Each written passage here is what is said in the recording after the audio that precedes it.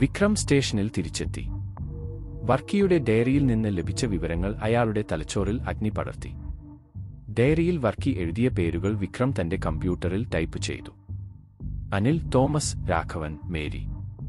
ഈ 4 പേരെയും കണ്ടെത്താൻ വിക്രം തന്റെ ടീമിനോട് ആവശ്യപ്പെട്ടു. വിക്രം തന്റെ ഓഫീസിലിരുന്ന് ആ ഡയറി വീണ്ടും വായിച്ചു. 20 വർഷം മുൻപുള്ള ഒരു രാത്രിയുടെ കഥ, ഒരു കൂട്ടുകാരന്റെ ദുരൂഹമായ മരണം, അത് മറച്ചുവെച്ചതിന്റെ കഥ.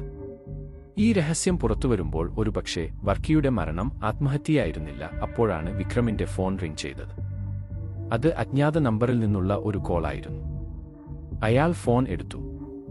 മറുതലക്കൽ അതേ കമ്പ്യൂട്ടർ ശബ്ദം. കളിയിലെ അടുത്ത സൂചന നിങ്ങൾ കണ്ടെത്തിയില്ലേ മിസ്റ്റർ വിക്രം? താക്കോൽ നിങ്ങളുടെ കയ്യിലില്ലേ? നിങ്ങൾ ആരാണ്? വിക്രം ശബ്ദമുയർത്തി ചോദിച്ചു. ഞാൻ കളിക്കാരൻ. നിങ്ങൾ ആ ചോദ്യം ചെയ്യുന്നവന്റെ കളിക്കാരൻ. താക്കോലിന് അതിൻ്റേതായ ഒരു കഥയുണ്ട്. ആ കഥയുടെ അവസാനം ആ താക്കോൽ വെച്ച് ഒരു വാതിൽ തുറക്കാൻ കഴിയും. ആ വാതിൽ തുറന്നാൽ സത്യം പുറത്തുവരും. ഫോൺ കട്ട് ചെയ്തു. വിക്രം ഡയറിയിലെ താക്കോൽ എടുത്ത് തന്റെ പോക്കറ്റിലിട്ടു. ആ താക്കോൽ എവിടെയാണ് ഉപയോഗിക്കേണ്ടതെന്ന് അയാൾക്ക് അറിയില്ലായിരുന്നു. പക്ഷേ അത് അടുത്ത സൂചനയിലേക്കുള്ള വഴിയായിരിക്കുമെന്ന് വിക്രമിന് തോന്നി. അപ്പോഴാണ് സുനിൽ വിളിച്ചത്.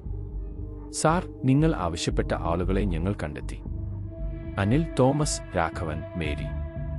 എല്ലാവരും ഇപ്പോൾ നഗരത്തിൽ ഉണ്ട്. അവർ പരസ്പരം ബന്ധപ്പെട്ടിരിക്കുന്നു. എന്താണ് അവരുടെ ജോലി? അനിൽ നഗരത്തിലെ ഒരു പ്രശസ്തനായ ഡോക്ടറാണ്. തോമസ് ഒരു പ്രശസ്തനായ അഭിഭാഷകനാണ്. രാഘവൻ ഒരു റിസോർട്ട് ശൃംഖലയുടെ ഉടമയാണ്. മേരി ഒരു പ്രശസ്ത ചിത്രകാരിയാണ്, സുനിൽ പറഞ്ഞു. മേരിയുടെ പേര് കേട്ടപ്പോൾ വിക്രമിന്റെ മനസ്സിൽ ഒരു മിന്നൽപ്പിണർ പോലെ ഒരു ചിന്ത കടന്നുപോയി. വർക്കിയുടെ മേശയിൽ നിന്ന് ലഭിച്ച താക്കോൽ, അത് ഒരു ചിത്രത്തിന്റെയോ ഒരു പെയിന്റിംഗിന്റെയോ താക്കോലായിരിക്കുമോ?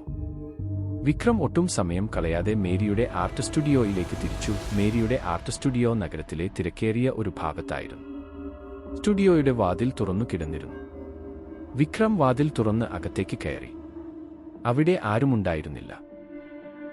സ്റ്റുഡിയോ മുഴുവൻ നിറയെ നിറങ്ങളും പെയിന്റിങ്ങുകളുമായിരുന്നു. ചുമരുകളിൽ തൂക്കിയിട്ട പല ചിത്രങ്ങളും ഭയത്തെയും നിരാശയെയും മരണത്തെയും സൂചിപ്പിക്കുന്നവയായിരുന്നു. മേരിയുടെ മനസ്സിൽ എന്തോ ഭയമുണ്ടെന്ന് വിക്രമിന് മനസ്സിലായി. സ്റ്റുഡിയോയുടെ ഒരറ്റത്ത് ഒരു കസേരയിൽ മേരി ഇരിക്കുന്നുണ്ടായിരുന്നു. വിക്രം അവളുടെ അടുത്തേക്ക് ചെന്ന് വിളിച്ചു. മേരി അനങ്ങുന്നില്ല. വിക്രം അടുത്തേക്ക് ചെന്നു. മേരിയുടെ നെഞ്ചിൽ ഒരു കറുത്ത തുണി കൊണ്ട് ഒരു ചീട്ട് കുത്തിവെച്ചിരിക്കുന്നു. ചീട്ട് ക്യൂൻ ഓഫ് ഹാർട്ട്സ് ആയിരുന്നു. മേരി മരിച്ചു കഴിഞ്ഞിരുന്നു. അവളുടെ കണ്ണുകൾ തുറന്നു കിടന്നു.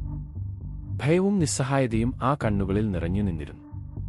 വിക്രം തന്റെ പോക്കറ്റിലിരുന്ന താക്കോൽ പുറത്തെടുത്തു. മേശപ്പുറത്ത് ഒരു ചിത്രം തലകീഴായി വെച്ചിരുന്നു. വിക്രം ആ ചിത്രം എടുത്തു. അതൊരു പഴയ വീടിന്റെ ചിത്രമായിരുന്നു. ചിത്രത്തിന്റെ മുകളിൽ ഇങ്ങനെ എഴുതിയിരുന്നു: സത്യം മറച്ചുവെച്ചാൽ അത് എന്റെ വീട്ടിൽ അടച്ചിടപ്പെടും. വിക്രമിന് മനസ്സിലായി, വർക്കിയുടെ ഡയറിയിൽ കണ്ട താക്കോൽ ഈ വീടിന്റെ താക്കോലാണ്.